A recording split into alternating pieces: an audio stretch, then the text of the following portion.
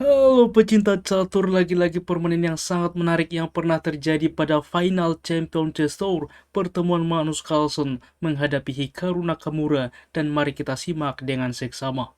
Magnus Carlsen mengawali langkah dengan pion ke 4 direspon oleh Hikaru Nakamura E5, kuda ke F3, kuda ke C6, dan gajah ke B5. Pembukaan Ruy Lopez dipilih. Biasanya juga dengan pion ke 6 yaitu Morphy Defense, tetapi Hikaru memilih kuda ke F6, pertahanan Berlin.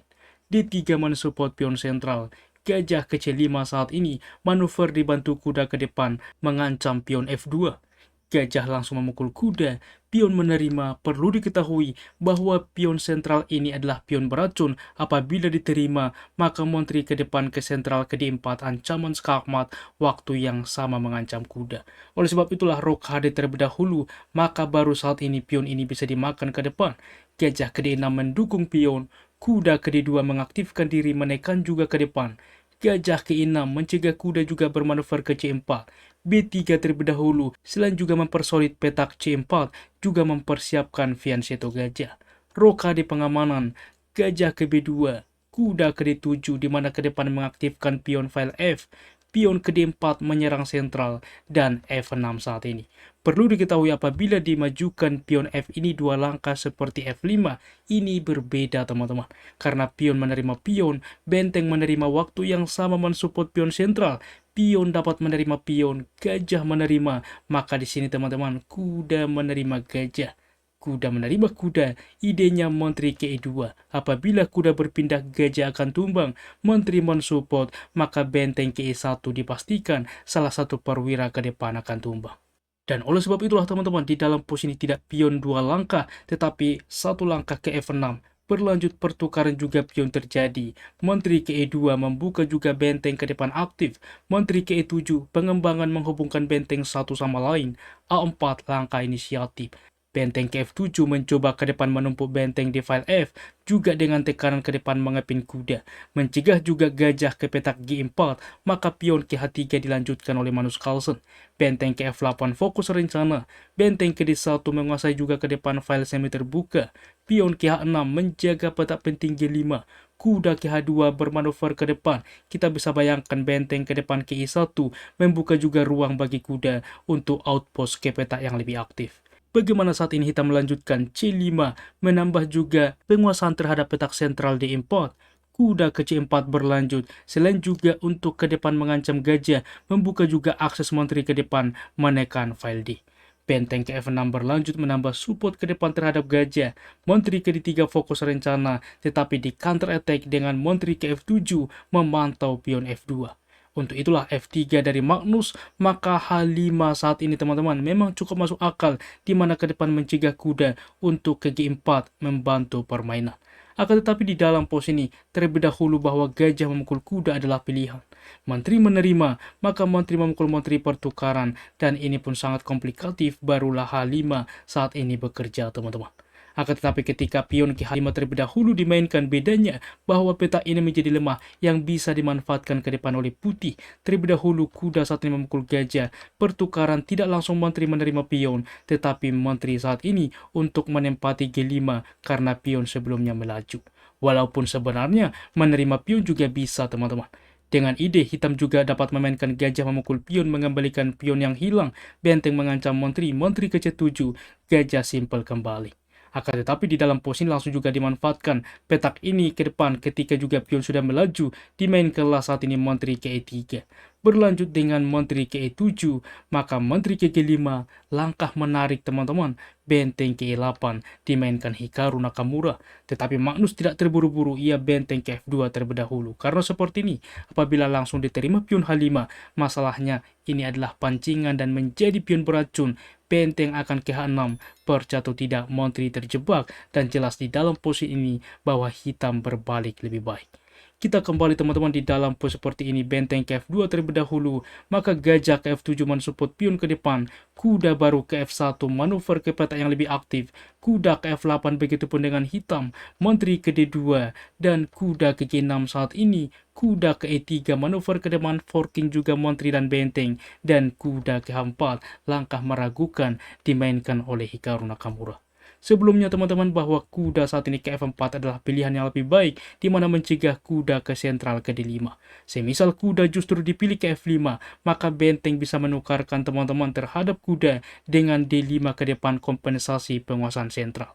Akan tetapi, di sini lebih tertarik juga dari Hikaru kuda ke H4, memberikan akses raja terlebih dahulu saat ini raja ke H7, benteng ke F1, di mana ke depan membongkar dari file F, kuda ke G6, dan kuda baru ke F5 menekan menteri, menteri ke F8, dan F4, di mana juga memanfaatkan bahwa pion E5 sedang dipin.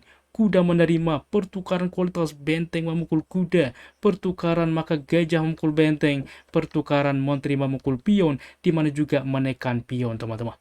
Dan saat ini Hikaru Nakamura menyepakati endgame, ia menukarkan menteri memukul menteri, kuda menerima juga mengancam benteng mengancam gajah. Benteng ke E7, benteng menerima pion terlebih dahulu, lagi-lagi mengancam juga pion F6, raja ke G6, raja ke G3 ikut membantu permainan, gajah ke E6 berlanjut, dan benteng ke F3, di mana ke depan menempatkan raja di petak F4. Dan betul saja setelah B6, raja ke F4, H4 saat ini, dan G4 teman-teman. Di sini end pasan diterima karena apapun opsinya, tetap juga pion akan tumbang. Semisal benteng mengancam kuda, maka kuda ke F5 menekan pion. Gajah memukul kuda, pertukaran juga pion menerima skak, raja ke F7, maka benteng ke D3 menawarkan di mana ke depan pion akan advance teman-teman. Di sini misalkan ditolak, maka G5 tetap terjadi. Pion menerima, raja menerima, dipastikan pion ini akan tumbang ke depan dan berpotensi pion bebas promosi. Kita kembali teman-teman di dalam posisi diterima juga dengan end pasan tentunya. Benteng juga saat ini menerima tempo skak. Raja ke H7, H4 saat ini untuk promosi ke depan. Benteng ke D7 mengancam kuda. Pion ke E5 mensupport kuda menawarkan pion. Pertukaran terjadi, raja advance melindungi kuda mengancam gajah. Gajah mundur ke G8. Kuda ke F5 saat ini kita lihat teman-teman. Di sini keunggulan pion inilah ke depan yang dimanfaatkan oleh Magnus Carlsen. Raja ke H8. C4 berlanjut menutup akses benteng ke depan. Benteng ke D1 mencoba menguasai juga baris ke-1, mencegah ke depan juga dari baris ke-1 untuk pion promosi. Berlanjut kuda ke E7, ancaman skak juga menerima gajah. Gajah ke H7, kuda ke D5, di mana ide dari Magnus Carlsen, raja akan advance ke depan menggerogoti pion satu persatu, mempersiapkan juga pion-pion sayap menterinya untuk promosi. Dengan ide ke depan, kuda dapat ke F6, menukarkan terhadap gajah. Benteng ke H1, kuda ke F6 mengorbankan pion saat ini, langsung juga fokus rencana menerima gajah sehingga membawa raja ke D6. Kita lihat teman-teman, bahwa akar pion juga tepat waktu disupport, raja juga akan menekan pion ke depan. Dilakukan skak, raja ke C7, benteng ke F6, maka saat ini raja ke B7 dilakukan skak, raja ke 6, benteng ke C7, langsung juga benteng ke D3.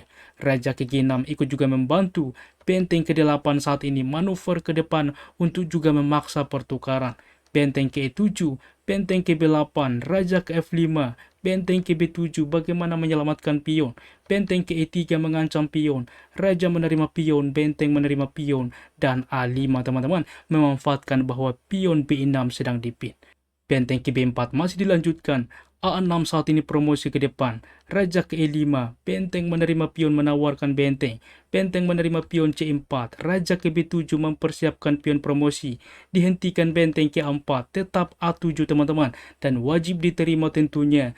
C4 berlanjut, akan tetapi simpel benteng ke C6 menghentikan pion tepat waktu. Di sini juga Hikaru Nakamura menyerah.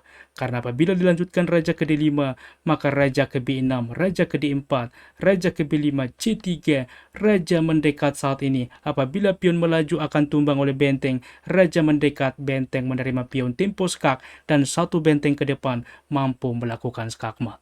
Luar biasa bagaimana lagi-lagi duel endgame yang terjadi antara Magnus Carlsen menghadapi Hikaru Nakamura dengan akurasi sebagai berikut.